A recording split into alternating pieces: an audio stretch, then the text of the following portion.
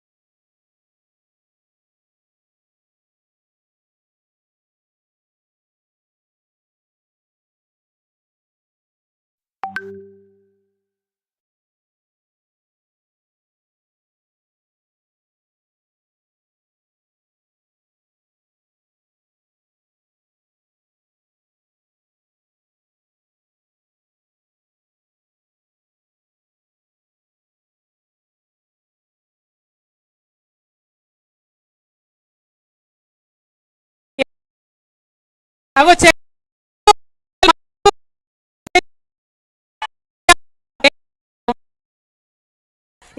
ఎందుకు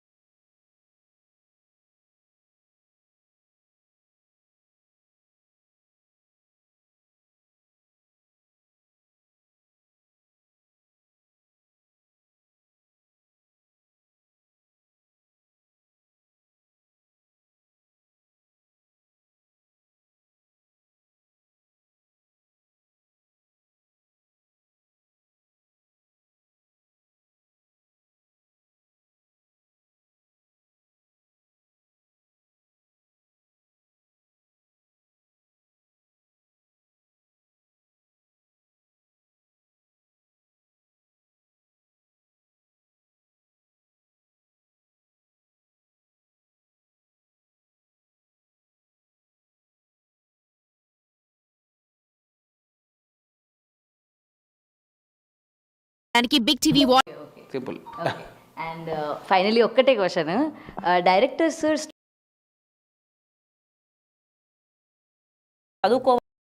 చదువుకోవాలి అని కోరుకుంటుంటే హైయర్ స్టడీస్కి పోయేంత వరకు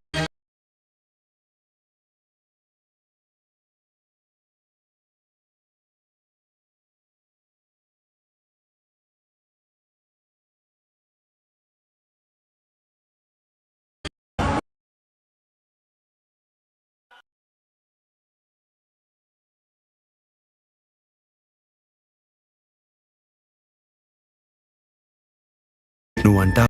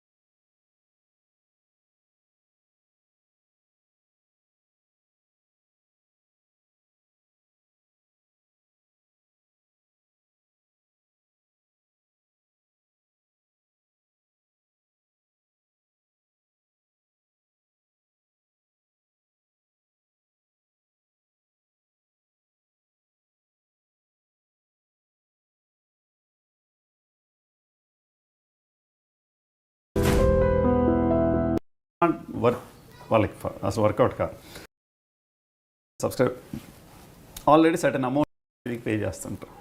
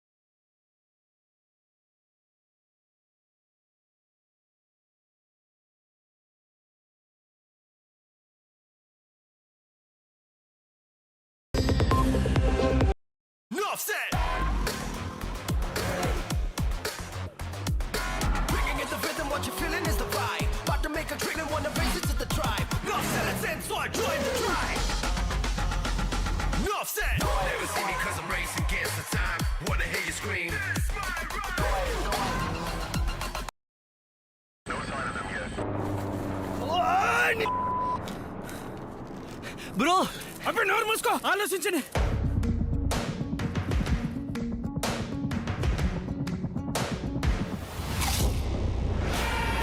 న్యూ డోరిటాస్ డినామిటా, ప్రతి బైట్ లోనూ blast.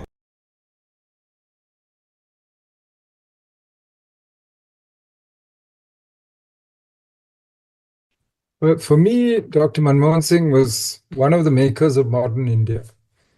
Both as finance minister, what he did, because what he did opened the door to India's high growth years, and what he did when he was prime minister in the 2 terms, when he was prime minister, when he brought equity into growth and brought some social justice, whether it was Manrega, which guaranteed rural employment, whether it was the right to information, which gave ordinary citizens transparency into government, or whether it was the right to education.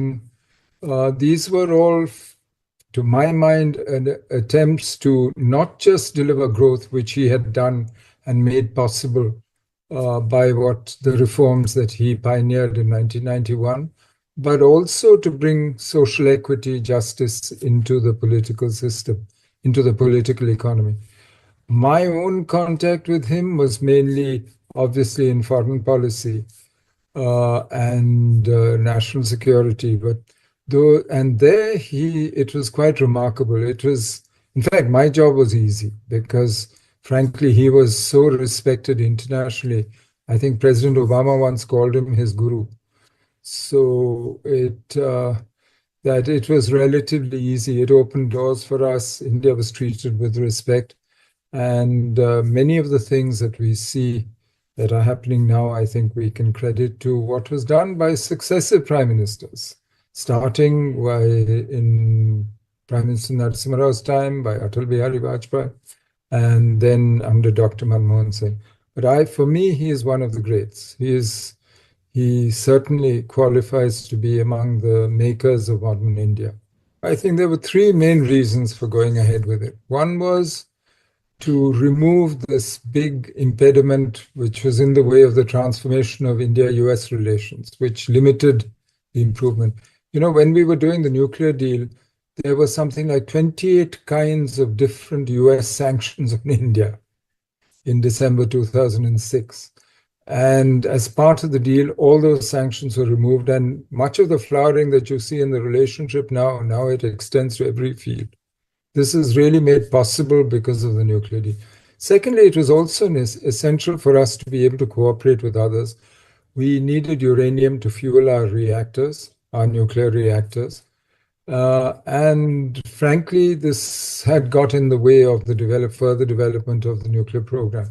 So we kept our own program going, and we also started working with others in the world.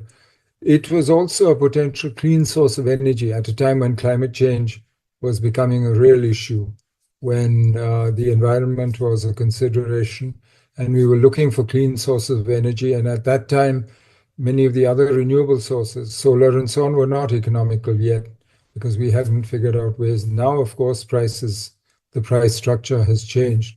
But most important, I think, what it represented was that India, which had carried out a nuclear test, was a nuclear weapon state, was now accepted as a normal nuclear weapon state de facto by the rest of the world. And the world was dealing with us. Now, that was partly a result of how India itself had developed the capabilities and the will that we had displayed from 1998 onwards. And also, of course, by the fact that under Dr. Manmohan Singh, I think it was clear that the world had an interest in India developing, that the world had a stake in India's rise, and saw the Indian experiment as being good for the world. So in many ways, therefore, the nuclear deal was really only the tip of an iceberg of many other spin-offs and side effects which came from that. Now we take it for granted, and that is the success of the nuclear deal. I think it's easy to underestimate somebody who is polite, decent, has integrity, and, he never chose to answer his shrill critics with shrill or harsh words. But as he said, I think at the press conference in 2014, before he handed over, after he'd announced that he would not run for re-election, he said, history will be kinder to me than the contemporary media and I dare say the opposition, he said. And I think he was right, because when you look at the tributes that are pouring in, and especially if you look around the world at what is being said about him, it is really quite heartening and quite touching to see across the political spectrum also, and across the media. I think it's clear that ultimately, I think for me, as personally, I think Dr. Manmohan Singh proved that it was possible to be a good man and in politics. But maybe he wasn't that much of a politician, maybe, I don't know. I think for him, foreign policy was primarily important to improve the well-being of the Indian people. So he saw it as a political economy problem. And for him, it was important that whatever we did abroad should help to transform India, to make India prosperous, to make India more secure. So both aspects, it wasn't that he sacrificed one for the other. The first defense agreement with the US was signed in his time. The first defense agreement with Japan was signed in his time. We did the Quad in 2007, 2008. Other people backed out at that first time, and then it came back. So for him, external relations was meant to improve India's security, but also India's prosperity.